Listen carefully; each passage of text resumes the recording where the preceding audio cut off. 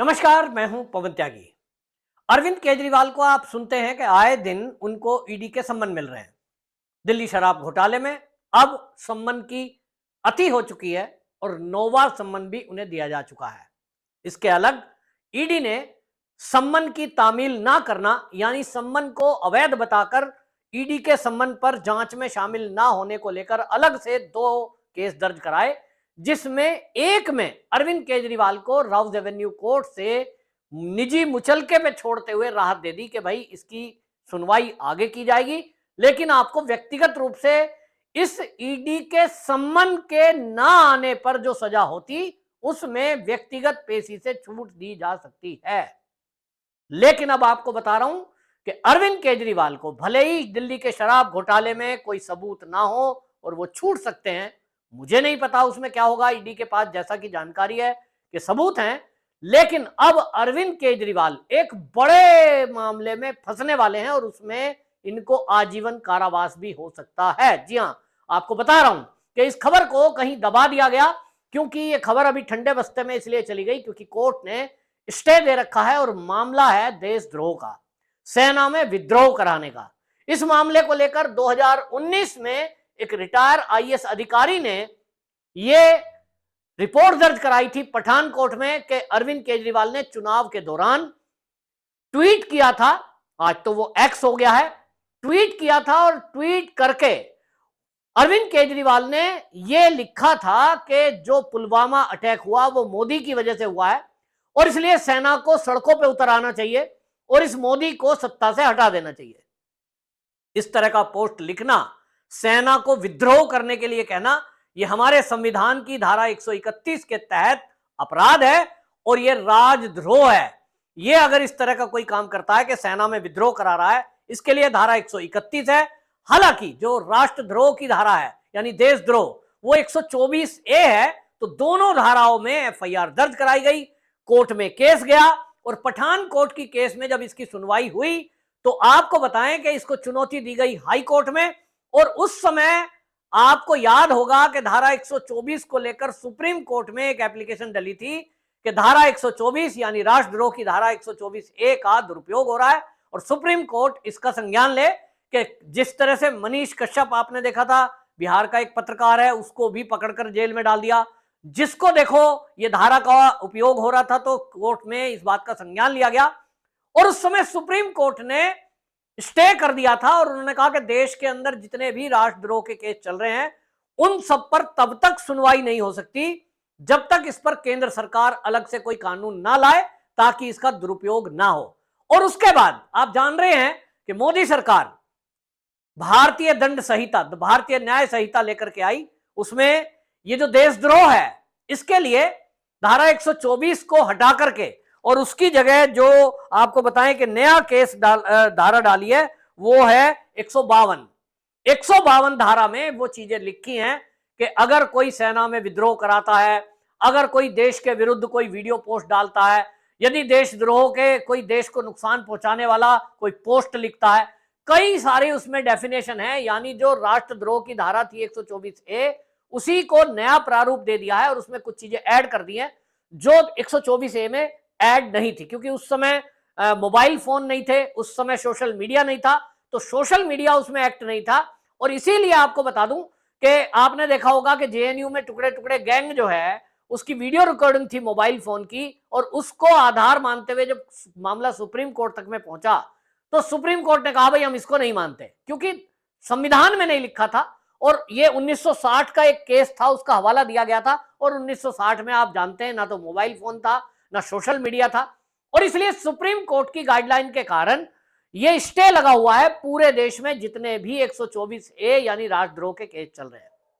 अब ये जुलाई में लागू होगा, जुलाई 2024 में तीसरी बार जब देश में नई एक सरकार बन जाएगी, जो कि उम्मीद है मोदी जी ही बनने जा रहे हैं, तो जुलाई से ये लागू होगा। लेकिन तब तक ये इस राष्ट्रद्रोह के केस में जो केजरीवाल ने ट्वीट किया था उसमें इनको राहत मिली है। जैसे ही ये भारतीय न्याय संहिता लागू होगी जुलाई में, उसके बाद अब ये सुनवाई शुरू होगी और सुनवाई शुरू होगी तो ये केस उस समय, क्योंकि कानून ये भी कह रहा है कि जब नया कानून कोई बनता है तो उस नए कानून में जिस डेट से वो लागू हो रहा है उसके बाद यदि कोई अपराध हो रहा है तो उन धाराओं में जो प्रावधान किए गए हैं, जो सजा लिखी गई है, उसके अनुसार होगी। लेकिन अगर केस पुराना है तो उस समय क्या धारा थी, उस समय कितनी सजा थी, उस समय कितना जुर्माना होता था, उस समय के अनुसार होगा। इसका मतलब आप सीधा समझिए कि 2019 में अरविंद केजरीवाल ने जो सेना को विद्रोह करने के लिए उकसाया, जो पोस्ट लिखी थी, उसके लिए धारा 124 ए राष्ट्रद्रोह और सेना में विद्रोह धारा 131, ये दो धाराओं में केस चलेगा। और इन दो धाराओं में यदि केस चला, मिनिमम सजा 7 साल है, अधिकतम आजीवन कारावास है और उसके पुख्ता सबूत हैं। रिपोर्ट दर्ज कराने वाले पूर्व आईएएस हैं और इस मामले में निश्चित समझ लीजिए, क्योंकि वो एविडेंस इलेक्ट्रॉनिक एविडेंस है। अब वो पोस्ट लिखी गई है, तो ये पोस्ट लिखी गई है, ये हमारे कानून में पहले से लिखा है। यदि सेना में कोई विद्रोह, कोई चीज लिखकर, मुंह से बोलकर, जमीन पर उतरकर या कोई चित्र दिखाकर, मान लीजिए कहीं बम ब्लास्ट हुआ है और सैनिक मर रहे हैं, उसकी फोटो दिखाकर और कोई कहे भाई देखो ये तुम्हें जो है, जैसे कि अरविंद केजरीवाल ने कहा है कि पुलवामा कराने के पीछे मोदी है और इसको जो है इसलिए मोदी को सत्ता से उखाड़ फेंको। चुनी हुई सरकार को उखाड़ फेंकने के लिए किसी को उकसाना, यह भी राष्ट्रद्रोह की धारा 124 ए में आता है। यानी दोनों धारा बहुत सोच समझकर लगी हैं और अब इसमें निश्चित रूप से फंसेंगे अरविंद केजरीवाल, लेकिन वो जुलाई तक के लिए राहत है, ऐसा कानून के जानकारों का कहना है। अब इस बीच जो नोवा सम्मन ईडी ने दिया है,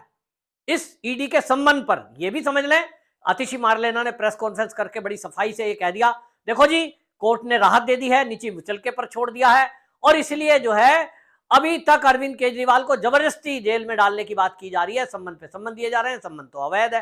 भाई सम्मन अगर अवैध होता तो आप कोर्ट में क्यों गए थे?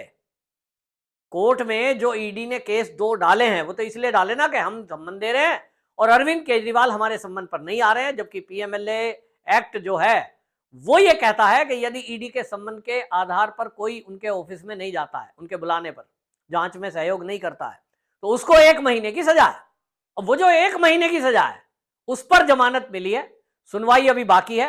और ईडी के जो सूत्र हैं वो तो ये कह रहे हैं कि उस मामले में भी 1 महीने की सजा तो होकर रहेगी, क्योंकि इन्होंने ईडी के सम्मन पर अरविंद केजरीवाल ने मजाक बनाया है, ईडी को गुंडा तक कहा है, ईडी को मोदी का पिट्ठू कहा है, क्या क्या नहीं कहा और सम्मन पर गए नहीं। तो इसका मतलब यह हुआ कि अरविंद केजरीवाल पे शराब घोटाले का जो केस चल रहा है वो तो चल ही रहा है, उसमें क्या होगा अभी तो जब जांच में सहयोग नहीं हुई है, अभी ईडी के पास पहुंचे नहीं है। इनके हाथ 2 आदमी पहले से बंद हैं, एक मनीष सिसोदिया और संजय सिंह, और मनीष सिसोदिया और संजय सिंह ने पूरी ताकत लगाई जमानत की, सुप्रीम कोर्ट तक में भी उनको राहत नहीं मिली और यह तय हुआ। उसके बाद के कविता पकड़ी गई, के कविता ने पूरा ईडी को लिखकर दे दिया है कि देखिए हमने जो पैसे रिश्वत ली थी लोगों से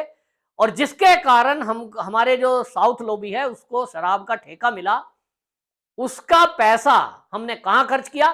तो के कविता और ये सारा पैसा कहां आया, ये सारी ईडी के पास मनी ट्रेल है। कुछ पैसा आम आदमी पार्टी के पास आया तो इन्होंने चुनाव में खर्च कर दिया है, के कविता के पास आया उन्होंने भी कहीं उसको ठिकाने लगा दिया है और वो सारी जानकारी ईडी के पास है। उसके अनुसार अरविंद केजरीवाल अब उस मामले में फंसेंगे, क्योंकि पार्टी में अगर पैसा खर्च कर रहे हैं तो उस मामले में सुप्रीम कोर्ट ने ही कहा था कि पार्टी को पार्टी बनाओ, आम आदमी पार्टी के खिलाफ क्यों नहीं केस दर्ज करते, तो एक अलग से एफआईआर दर्ज हुई आम आदमी पार्टी के नाम। अब आम आदमी पार्टी कोई ऐसा तो है नहीं कि कोई आदमी है, तो आदमी कौन है, उसका देखरेख करने वाला है पार्टी का संयोजक, पार्टी का संयोजक अरविंद केजरीवाल। अरविंद केजरीवाल क्या कह सकते हैं ये पहले से ईडी को पता है, वो कहेंगे साहब जो हमारे कोषाध्यक्ष हैं वो कोषाध्यक्ष सारा चीज देखते हैं, कहां से चंदा कितना आया और कहां खर्च करना है, तो चुनाव में जब खर्च हुआ है वो मुझे तो पता ही नहीं है साहब। तो वो कोषाध्यक्ष को भी ईडी ने गिरफ्तार कर रखा है और कोषाध्यक्ष ने ये बता दिया कि मेरे पास जो चंदा आया है बैंक अकाउंट में या रसीद के द्वारा मेरे पास उसकी जानकारी है, उनमें से कहां पैसा खर्च हुआ उसकी जानकारी है, लेकिन ये जो रिश्वत का पैसा आया है इसके बारे में मेरी कोई जानकारी नहीं है, क्योंकि ये मेरे पास तक आया नहीं। और इसलिए वो कहां गया, यही अरविंद केजरीवाल से ईडी पूछना चाहती है। इसी के लिए एक के बाद एक 9 सम्मन दे दिए और आपको ध्यान होगा 9 सम्मन के बाद हेमंत सोरेन जो झारखंड के सीएम थे, उनको गिरफ्तार किया गया था। तो अब यह बताया जा रहा है कि 10वां सम्मन इनको नहीं दिया जाएगा, इस 9वें सम्मन पे ही अभी अगले कुछ दिन में अरविंद केजरीवाल को ईडी उठाकर ले जाने वाली है। ईडी उठा लेगी, साल भर जेल से छूटने नहीं है और चुनाव पूरा निकल जाएगा, ऐसा कहा जा रहा है। और इसी बीच जैसा मैंने कहा, राष्ट्रद्रोह का केस, सेना का विद्रोह कराना का केस पेंडिंग है, वो जुलाई में ओपन हो जाएगा। जैसे ही मोदी जी प्रधानमंत्री पद की शपथ लेंगे, ये मई में होना है, और इसके बाद आप समझ लीजिए अरविंद केजरीवाल आजीवन कारावास। ये है इनका चाल चरित्र चेहरा, और इसमें अरविंद केजरीवाल बुरी तरह फंस गए हैं। और ये भी अब आपको पता लग ही गया है कि जल का एक और जल बोर्ड में भी घोटाला हुआ है दिल्ली में, उसमें भी अरविंद केजरीवाल को सम्मन दिया गया है। यानी अरविंद केजरीवाल बुरी तरह फंस गए हैं। जितनी चालाकी और दिमाग लगाकर इन्होंने बाकी दूसरों से बचने की कोशिश की कि कहीं हस्ताक्षर ना करना पड़े, कोई मंत्रालय ना लेना पड़े, दिमाग बहुत लगाया, अपने आप को बहुत पढ़ा लिखा कहते हैं, मोदी का खूब मजाक उड़ाते हैं। इसी मोदी की सरकार में अरविंद केजरीवाल, जो कि बहुत ज्यादा अपने आप को पढ़े लिखे कहते हैं, उन पर ऐसा शिकंजा कसा है कि अब आजीवन कारावास होता हुआ अरविंद केजरीवाल को दिखाई दे रहा है। आपकी क्या राय है, कमेंट बॉक्स में जरूर बताएं। वंदे मातरम।